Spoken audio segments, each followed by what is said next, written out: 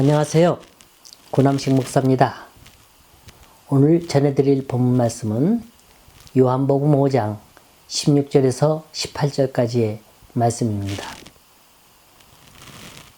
그러므로 안식일에 이러한 일을 행하신다 하여 유대인들이 예수를 박해하게 된지라.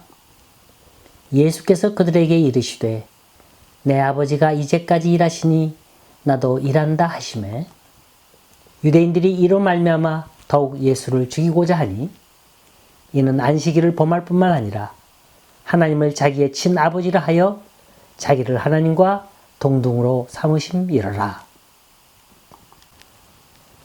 미국 최고의 칸츄리송 여가수 가운데 페리 페이지라는 가수가 있어요. 아주 전설적인 가수죠.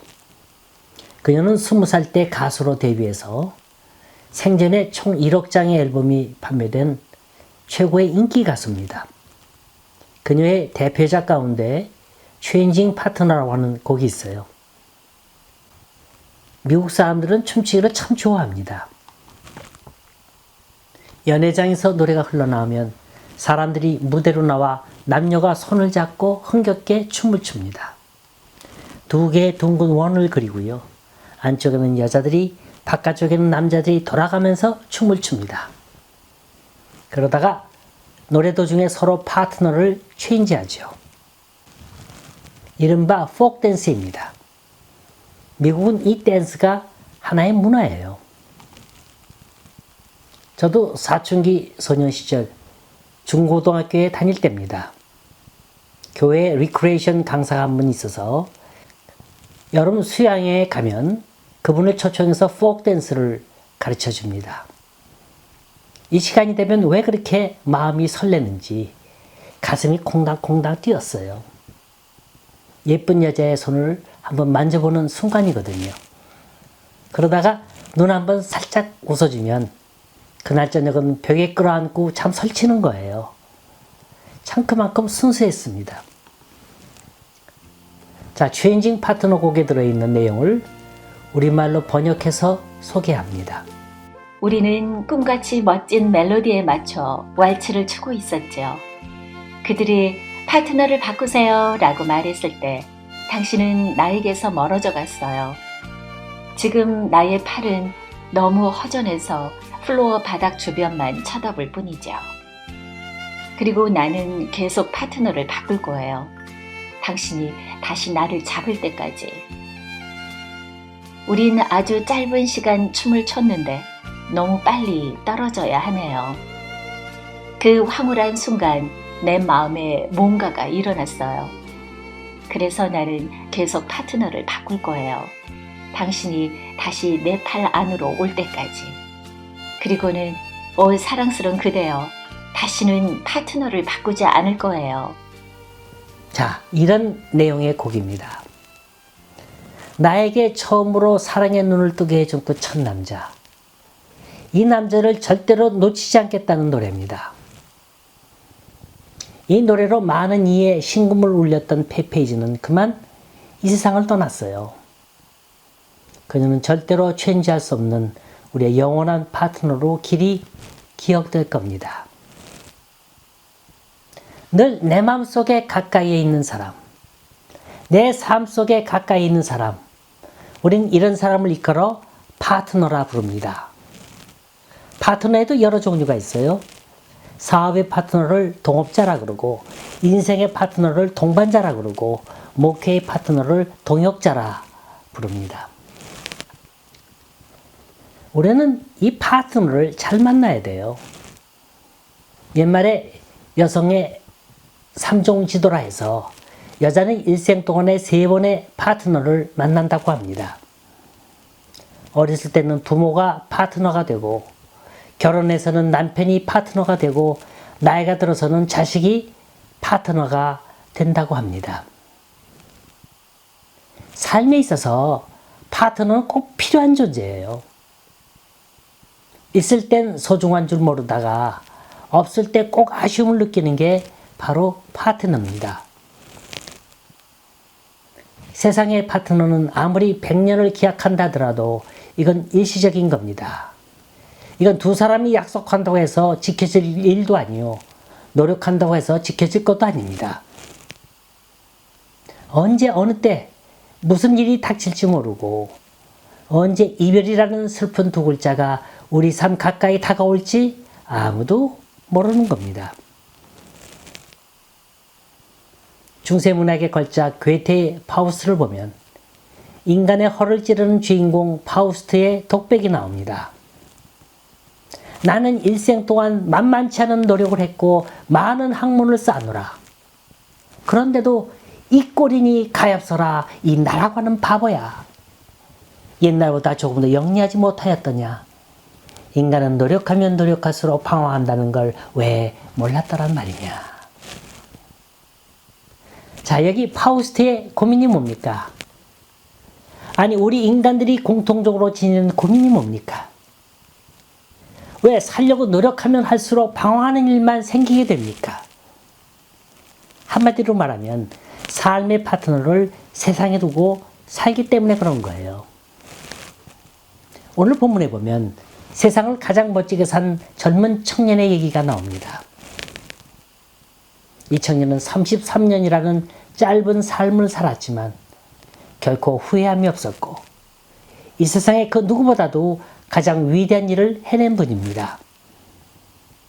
본문 17절에 보면 젊은 청년 예수의 인생관을 한마디로 약술해 놓은 말이 있습니다. 아버지께서 이제까지 일하시니 나도 일한다. 주님이야말로 하나님과 파트너십을 맺고 사신 분입니다. 동업을 하려면, 파트너십을 맺으려면 투자할 만한 가치나 조건이 있어야 합니다. 돈이 많든지, 그가 건드리고 있는 조직이 튼튼하든지, 경영 능력이 뛰어나든지, 아니면 주위에 발이 넓어서 관계하는 사람이 많든지, 그 어느 무엇 하나 갖고 있어야 그 사람에게 값진 투자를 하게 되는 겁니다. 그런데 예수께서 투자한 것들을 보세요. 이런 것들과는 아무런 상관도 없는 것들입니다. 주님이 만났던 사람들, 이들은 부자가 아니었어요. 바리새인이나 세리나 율법사 같은 특권 계급도 아니었어요.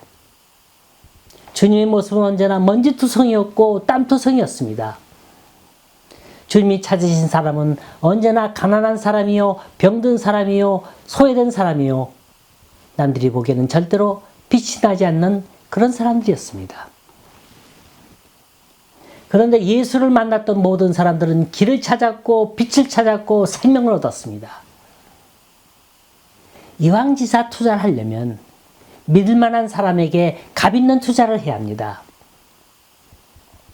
증권시장에 가보면요, 투자를 잘못해서 하루아침에 재산을 날려버리는 사람 참 많이 있습니다. 정치판에 잘못 뛰어든 사람은 보수를 잘못 만나서 평생을 고생하는 사람들도 있습니다.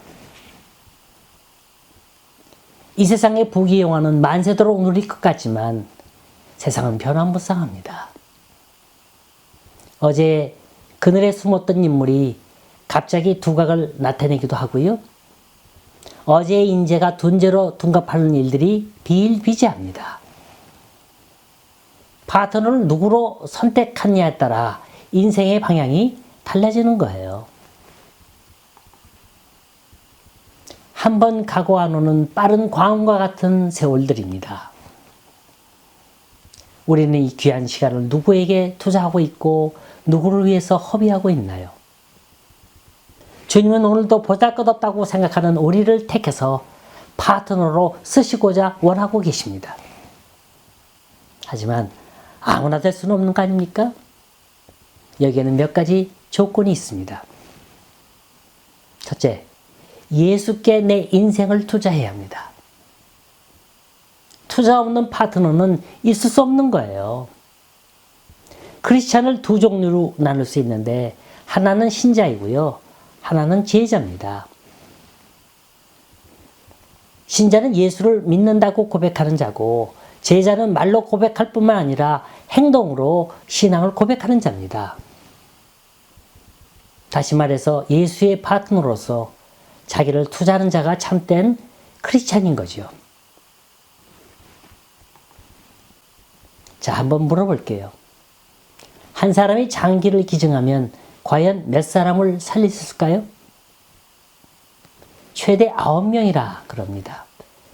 한 사람이 기증할 수 있는 장기는 폐 2개, 신장 2개, 각막 2개, 심장, 간, 췌장 이렇게 모두 9개라는 거예요.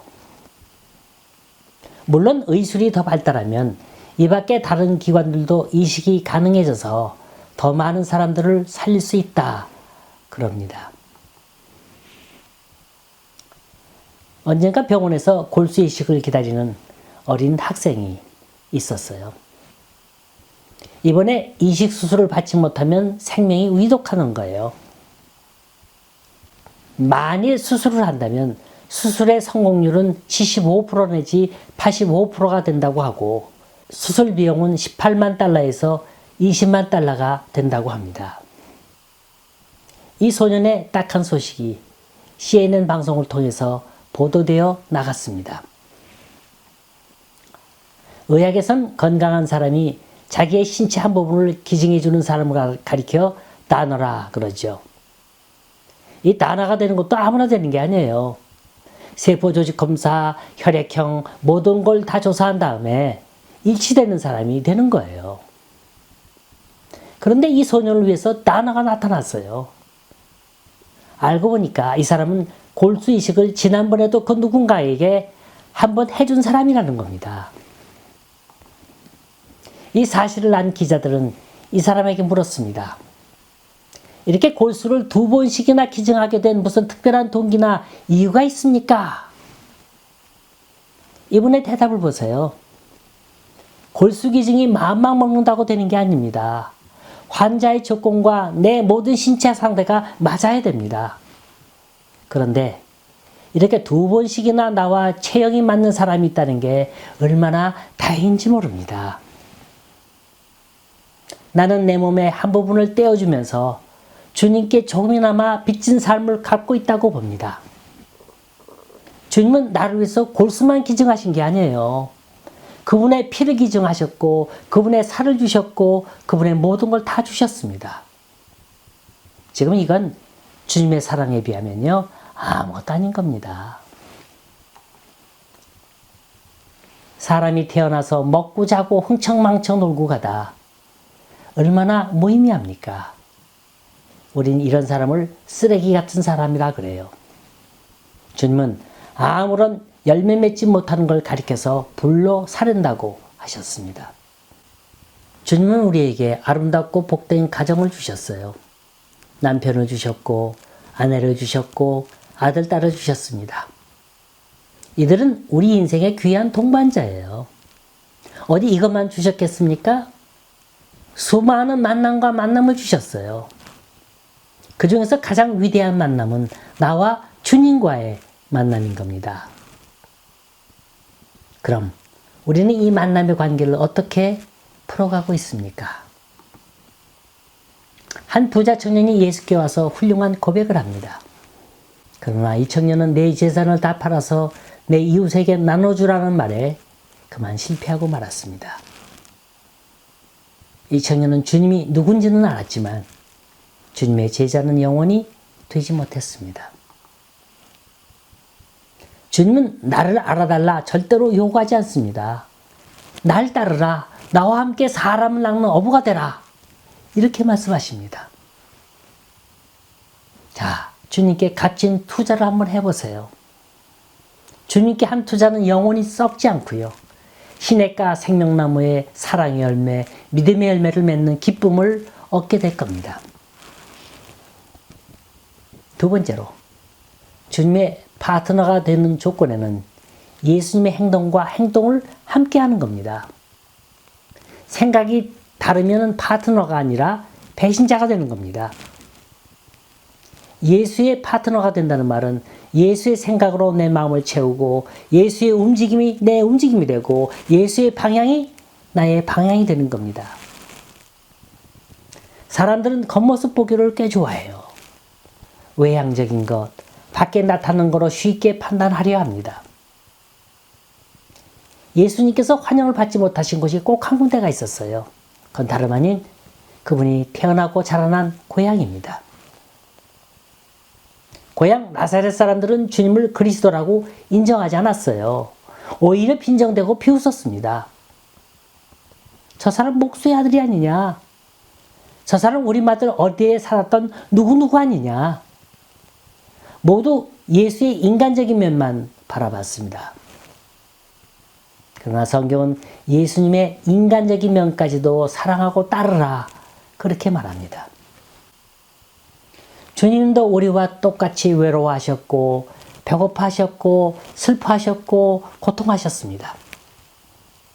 얼마나 배가 고팠으면 돌을 떡으로 만들라는 시험까지 받았고 얼마나 슬퍼하셨으면 얼굴에서 나오는 땀방울이 핏방울 같았다고 했고 얼마나 고통하셨으면 이 잔을 할 수만 있다면 내게서 멀리 해달라고까지 사정했겠습니까? 그러나 주님의 고통은 차원이 틀린 거예요. 내 자신을 위한 고통이 아니었다는 거예요. 모든 게 짊어지기 위한 고통이었고 주고 베풀기 위한 고통이었습니다. 자, 예수의 파트너가 됐다면 적어도 이런 것쯤은 한 번은 짊어질 줄 알아야 된다는 거예요. 여러분, 신앙에 제일 먼저 시험이 올 때가 언제인 줄 아세요? 막 은혜를 받을 때입니다. 나는 은혜를 받았는데 남이 나를 알아주지 못한다는 거예요. 사람들은 나의 옛 모습, 옛 행실을 보면서 비교하며 평가한다는 겁니다. 그러면 대부분 의지가 약한 사람들은 어떤 줄 아세요? 에라, 다시 옛날로 돌아가자. 예수 믿는 게 이렇게 힘든 거라면 차라리 옛날이 더 낫다. 이게 바로 문제라는 겁니다. 왜 남이 나를 알아주길 바랍니까?